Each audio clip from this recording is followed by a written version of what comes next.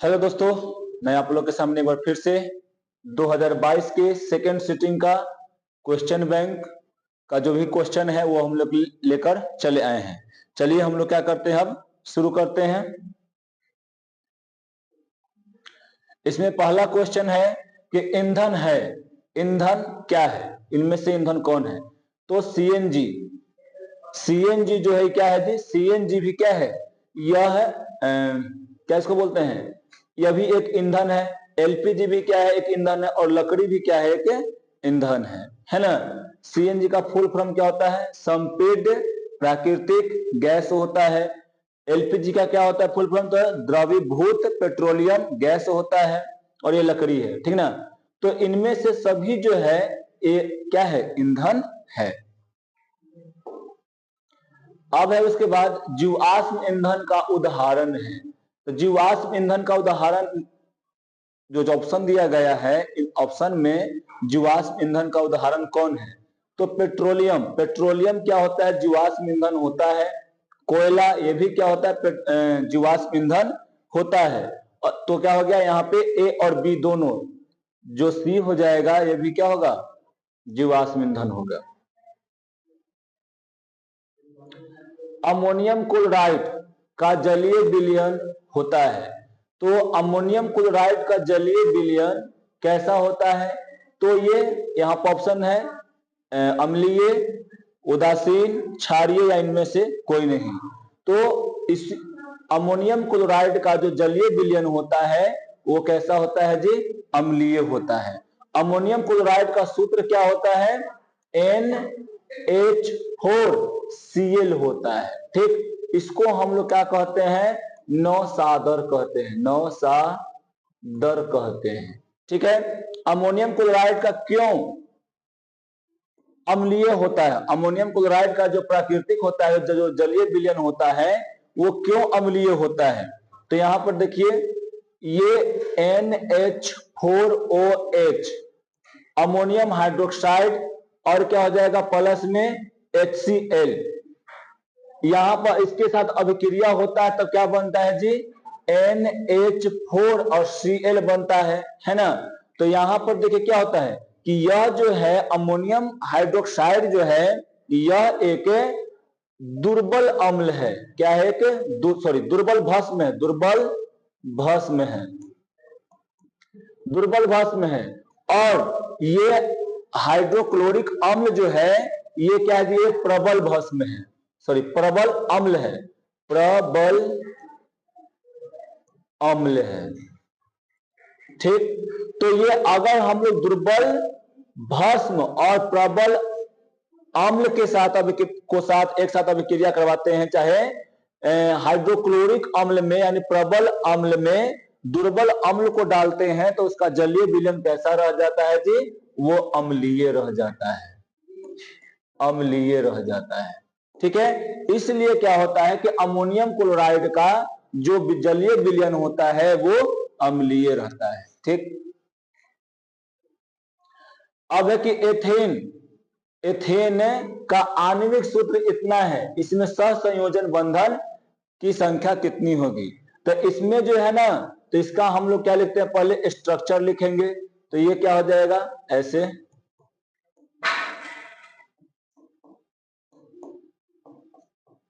ये क्या है? ये जो है एथेन का, ये जो है संरचना सूत्र है। ठीक। अब इसमें गिनेंगे कि इसमें कितना सहसंयोजन बंधन है। तो 1 2 3 4 5 6 और एक यहां पे है 7। तो कितना हो जाएगा? तो एथेन में बंधनों सहसंयोजन बंधन की संख्या कितना होगा? तो 7 हो जाएगा। ठीक। चलिए दोस्तों, अब हम लोग क्वेश्चन नंबर 5 को देखते हैं, है ना।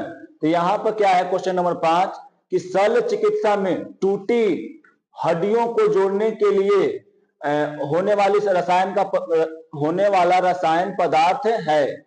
ये चारों ऑप्शन है: धोने वाला soda, gypsum, plaster of Paris और खाने का सोडा।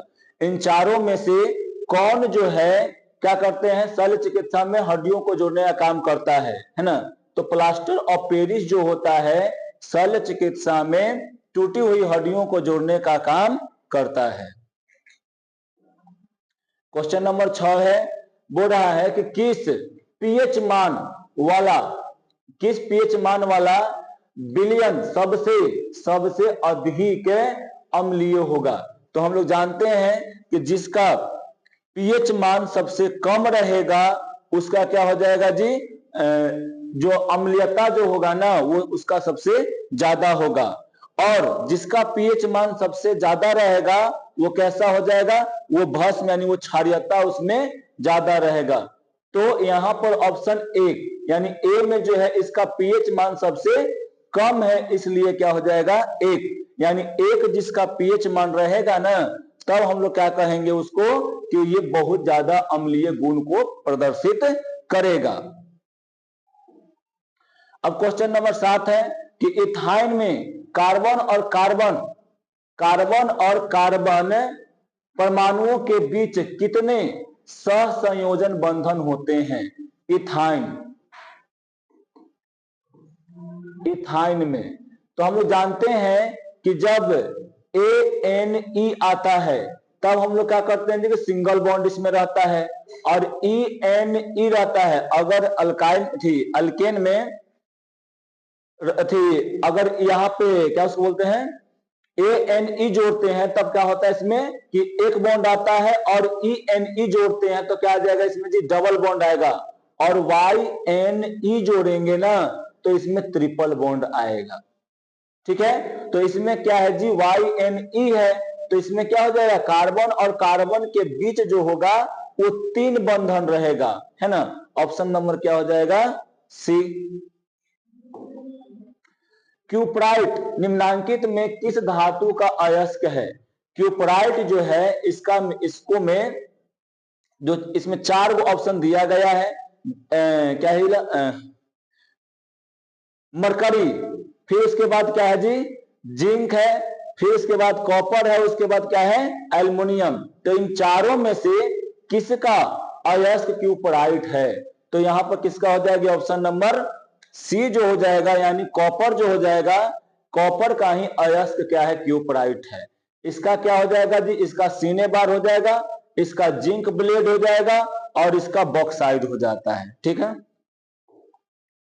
निम्न में किसे रासायनिक दूत कहा जाता है। तो देखिए हार्मोन को हम लोग रासायनिक दूत कहते हैं, क्यों, क्योंकि ये क्या करता है कि हम लोगों में बहुत सारे इंफॉर्मेशन को एक जगह से दूसरे जगह ले जाने का कार्य करता है। ठीक है, पौधे में उत्सर्जी पदार्थ निम्न में से कौन है। रेजिन, गोंद, टैनिन, ये सब के सब जो है ना ये क्या है, यह जो है पौधे का उत्सर्जी पदार्थ है, यानी इनमें से सभी। ऑप्शन नंबर डी सही हो जाएगा। मानव हृदय में कोष्ठों की संख्या होती है, तो मानव हृदय में जो है कोष्ठों की संख्या कितना होता है, 4 गो होता है।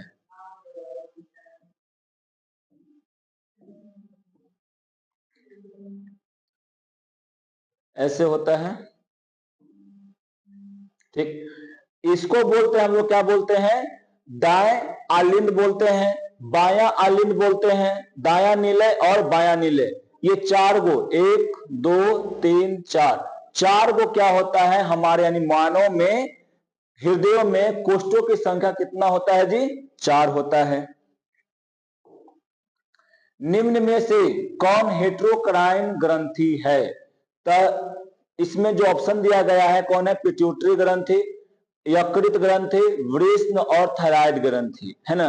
तो इसमें जो ये जो है ना जो पिट्यूटरी ग्रंथि है इसको बोलते हैं एंडोक्राइन ग्रंथि, यकृत जो है इसको हम लोग बोलते हैं हेट्रोक्राइन ग्रंथि, और एक और होता है हेट्रोक्राइन ग्रंथि में अगन्याशय। अगन्याशय जो है वो भी क्या है, एक हेट्रोक्राइन ग्रंथि ही है।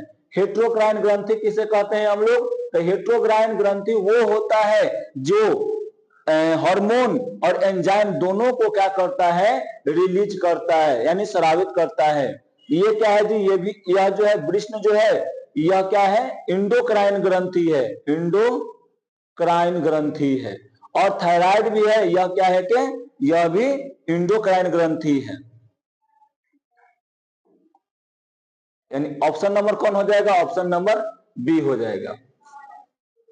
अब क्या है कि पौधे में गैसों का आदान प्रदान होता है, तो पौधों में गैसों का आदान प्रदान वात रंध्र के द्वारा भी होता है, रंध्र के द्वारा भी होता है और जड़ों के द्वारा भी होता है। यानी ऑप्शन नंबर क्या हो जाएगा, डी हो जाएगा। निम्नलिखित में कौन पुरुष हार्मोन है? एंड्रेलिन, ये जो है वो कहां से निकलता है जी? एंड्रेलिन ये एड्रिनल ग्रंथि से निकलता है। एस्ट्रोजन यह जो होता है कहां से निकलता है?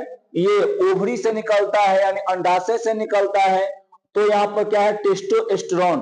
टेस्टोस्टेरोन जो होता है ये पुरुष हार्मोन है, ये मादा में सिर्फ निकलता है, ठीक है, ओवरी से यानी अंडाशय से। यहाँ पर क्या है? इंसुलिन, इंसुलिन जो होता है वो अग्न्याशय से निकलता है। किण्वन क्रिया पाई जाती है, किण्वन प्रक्रिया जो होता है निम्नलिखित में किसमें पाया जाता है? तो ईस्ट में जो होता है किण्वन की प्रक्रिया पाया जाता है। प्रकाश संश्लेषण होता है, तो प्रकाश संश्लेषण जो होता है वो सिर्फ और सिर्फ कब होता है? दिन में होता है ना। यानी दिन में किसके प्रकाश संश्लेषण किसके उपस्थिति में होता है? तो प्रकाश के उपस्थिति में होता है। अगर प्रकाश नहीं रहेगा तो प्रकाश संश्लेषण नहीं होगा। इसलिए जो प्रकाश संश्लेषण है वो सिर्फ और सिर्फ किसमें होता है? दिन में होता है ना। रात में जो होता है उसको हम लोग क्या बोलते हैं जी? डार्क रिएक्शन कहते हैं। और जो दिन में होता है ना प्रकाश संश्लेषण, उसको हम लोग क्या कहते हैं? लाइट रिएक्शन कहते हैं, लाइट रिएक्शन कहते हैं। अब उसके बाद क्या है? आयोडीन को निम्नांकित में किस द्रव में घोलने से टिंचर आयोडीन बनता है? जब हम लोग आयोडीन को एथिल अल्कोहल में जोड़ मतलब क्या करते हैं? डुबाते यानी घोलते हैं ना, तब हम लोग को क्या मिलेगा? टिंचर आयोडीन का निर्माण हो जाएगा। डालडा में उपस्थित वसा अम्ल किस प्राकृतिक का होता है? तो डालडा में जो उपस्थित होता है अम्ल वो किस प्राकृतिक का होता है? संतृप्त होता है कि असंतृप्त होता है कि क्या होता है? आंशिक संतृप्त होता है कि अति संतृप्त होता है? तो इसका ऑप्शन क्या हो जाएगा?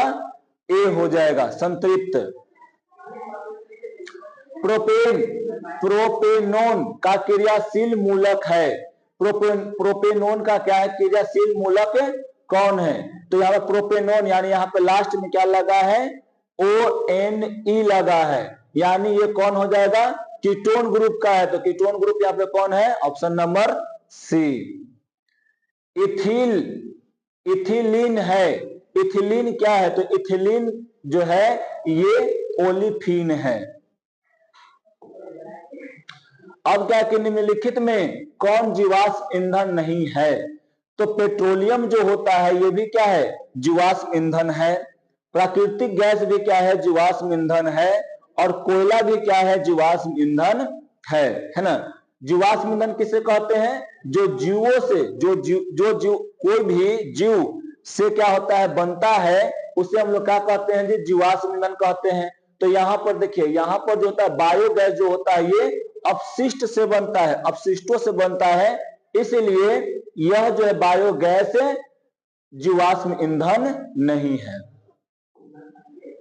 टिहरी बांध निर्माण का उद्देश्य है, टिहरी बांध का निर्माण का उद्देश्य जो था वो जल की आपूर्ति, भूमि की सिंचाई और बिजली का उत्पादन, यानी इनमें से सभी हो जाएगा। निम्नलिखित में कौन सा तत्व आसानी से इलेक्ट्रॉन का त्याग नहीं कर सकता है? देखिए, अगर कोई ऐसा तत्व है जिसके बाहरी कक्षा में बहुत ज्यादा इलेक्ट्रॉन होगा, तब क्या करेगा? वो इलेक्ट्रॉनों का त्याग नहीं करता है। तो यहां पर हम लोग देख लेते हैं बेबोरी के द्वारा इलेक्ट्रॉनिक विन्यास को लिखकर 2 8 1, इसका परमाणु संख्या 11 होता है, तो इतना हो जाएगा। इसका कितना हो जाएगा कि 2 7 हो जाएगा। इसका परमाणु संख्या 9 होता है, इसका 12 होता है, तो 2 8 फिर क्या हो जाएगा? 2, इसका 26 है, तो 2 8 8, फिर क्या हो जाएगा 8 ही हो जाएगा, ठीक है 26 होता है ना, तो इतना हो जाएगा। अब उसके बाद देखिए तो एकरा में तीसरका में कितना रह सकता है 18 गो रह सकता है, तो 8 है, तो यानी बहुते कम है। दूसरका में कितना रह सकता है जी, तो 8 गो रह सकता है, यानी लगभग क्या है, यानी बहुते इसमें समीप है। तो यानी यहां से हम लोग क्या होगा, इलेक्ट्रॉन को निकालना बहुते कठिन होगा। और यहां से एक ही है तो ये आसानी से त्याग कर देगा, ये भी आसानी से त्याग कर देगा, और ये भी क्या करेगा, आसानी से त्याग करेगा। लेकिन यहां पे जो है क्या है, आसानी से कौन त्याग नहीं करेगा, तो फ्लोरीन। क्यों नहीं त्याग करेगा, क्योंकि इसके बाहरी कक्षा में इलेक्ट्रॉनों की संख्या जो होता है वो बहुत ही ज्यादा होता है। निम्नलिखित में किस तत्व में संयोजी इलेक्ट्रॉनों की संख्या सबसे अधिक होता है, तो इसमें भी क्या करेंगे कि बेबोरी के द्वारा इलेक्ट्रॉनिक विन्यास लिखेंगे, और बाहरी कक्षा में जिसका जितना इलेक्ट्रॉन आएगा उसी के अनुसार हम लोग देख लेंगे क्या होगा, कि मतलब उसका संयोजी इलेक्ट्रॉनों की संख्या वो हो जाएगा। तो यहाँ पर कितना है, इसका जो है सिलिकॉन का परमाणु संख्या जो है वो कितना हो जाएगा 14, तो 14 में क्या हो जाएगा 2, 8, फिर क्या हो जाएगा जी 4, ठीक है। एल्युमिनियम का कितना हो जाएगा 13, तो 2, 8, 3, फिर क्या हो जाएगा फास्फोरस कितना होगा 15, तो 2, 8, 5, इसका 11 होता है, तो 2, 8, 1। तो देखिए इसमें जो होगा सबसे बाहरी कक्षा में इलेक्ट्रॉनों की संख्या सबसे किसमें ज्यादा है जी, तो फास्फोरस में। यानी क्या होगा, संयोजी इलेक्ट्रॉनों की संख्या किसमें सबसे ज्यादा होगा, तो फास्फोरस में हो जाएगा। अब है कि एक वयस्क मनुष्य के कितने दांत होते हैं, तो कितना होता है 32। मस्तिष्क उत्तरदायी है। मस्तिष्क जो होता है निम्नलिखित में, मतलब यहाँ पे जो ऑप्शन दिया गया है, तो किसमें क्या है उत्तरदायी है, किसको संतुलन करने का उत्तरदायी मतलब रखता है। तो यहाँ पर क्या हो जाएगा, तो हृदय का स्पंदन यानी हार्ट बीट को कंट्रोल करने में करता है, शरीर को संतुलन करने में मतलब मस्तिष्क क्या है उत्तरदायी है, और सोचने के लिए भी है, यानी ऑप्शन नंबर क्या हो जाएगा डी। इनमें से सभी क्रियाओं को क्या करता है, मस्तिष्क करता है। ट्रैकिया किस जीव का श्वसन अंग है, ट्रैकिया जो है एक कॉकरोच का श्वसन अंग है। शरीर में भोजन का पाचन किस प्रकार की अभिक्रिया होता है, शरीर में भोजन का पाचन जो होता है ये उपचयन अभिक्रिया होता है। उपचयन अभिक्रिया को ही हम लोग क्या बोलते हैं, ऑक्सीकरण अभिक्रिया, ऑक्सीकरण अभिक्रिया कहते हैं। अब पूर्ण विकसित अंडाशय कहलाता है, जब अंडाशय का पूर्ण विकास हो जाता है तब उसको हम लोग क्या कहते हैं, फल कहते हैं। एक स्त्री में कौन से लिंग गुणसूत्र मिलते हैं, तो पुरुष में क्या होता है एक्स और वाई होता है, और महिलाओं में क्या होता है एक्स और एक्स रहता है। ऑप्शन नंबर क्या हो जाएगा बी जो हो जाएगा वो सही हो जाएगा। मृतोपजीवी का उदाहरण है, इसमें से अमीबा या गोबर छत्ता या ओरहुल या अमरबेल, इन चारों में से कौन है जी मृतजीवी का उदाहरण, तो गोबर छत्ता जो है ये क्या है मृतोपजीवी का उदाहरण है। गाढ़ कोशिका की कौन सी भित्ति मोटी होती है, तो गाढ़ कोशिका का जो आंतरिक यानी भीतरी जो होता है भित्ति वो क्या होता है मोटी होती है। निम्नांकित में कौन सी अधातु विद्युत का सुचालक है, यहाँ पे ऑप्शन जो दिया गया है इन ऑप्शनों में से कौन जो है वो विद्युत का सुचालक है, तो यहाँ पे हो जाएगा ऑप्शन नंबर ए, ग्रेफाइट जो होता है अधातु रहते हुए भी ये विद्युत का सुचालक होता है। अब है बैटरी अम्ल है, तो बैटरी अम्ल को हम लोग क्या कहते हैं, बैटरी अम्ल जो होता है बैटरी अम्ल कौन है? सांद्र H2SO4 यानी सांद्र सल्फ्यूरिक अम्ल को बैटरी अम्ल कहा जाता है। काली चूना का रासायनिक सूत्र, काली चूना का रासायनिक सूत्र जो होगा ये ऑप्शन नंबर क्या हो जाएगा? सी यानी CaO हो जाएगा, कैल्शियम ऑक्साइड। आयोडीन युक्त नमक है तो आयोडीन युक्त नमक जो हो जाएगा ऑप्शन नंबर ए भी हो जाएगा, ऑप्शन नंबर बी भी हो जाएगा, यानी ऑप्शन नंबर क्या हो जाएगा? सी। प्लास्टर ऑफ पेरिस का रासायनिक सूत्र है तो प्लास्टर ऑफ पेरिस का रासायनिक सूत्र जो होता है वो कैल्शियम सल्फेट और हाइड्रेट, यानी इसका रासायनिक सूत्र क्या हो जाएगा जी? CaSO4 हाफ H2O है ना, यानी ऑप्शन नंबर क्या हो जाएगा? डी। लौंग तेल किस प्रकार का सूचक है? तो लौंग तेल जो होता है ये गंधीय सूचक होता है। घरेलू गैस एलपीजी का प्रमुख अवयव है तो एलपीजी का प्रमुख अवयव जो है वो कौन है? ब्यूटेन। ये बनता कैसे है? तो ब्यूटेन को मिलाकर, इथेन को मिलाकर और प्रोपेन को मिलाकर क्या होता है जी? एलपीजी का निर्माण होता है। और इसमें इन तीनों में प्रमुख कौन होता है? तो ब्यूटेन होता है। अब है कि C60 फ्लोरीन की आकृति निम्नलिखित में किसके जैसा होता है, यानी किसके जैसी होती है? तो नाशपाती के आकार का, तो ये ऑप्शन नंबर नहीं है, यानी ये क्या हो जाएगा? गलत है। यानी फुटबॉल के आकार का, तो फुटबॉल के आकार का एकराम में होगा, यानी इसमें क्या हो जाएगा जी? कार्बन की संख्या जो होती है वो 60 होती है, इसका जो आकार होता है, आकृति होता है, वो फुटबॉल की तरह होता है। ठीक है, तो यहां पर क्या होता है? यहाँ पे आज समाप्त होता है। फिर से मिलेंगे 2022 का ही पार्ट 2 लेकर, तब तक के लिए थैंक यू।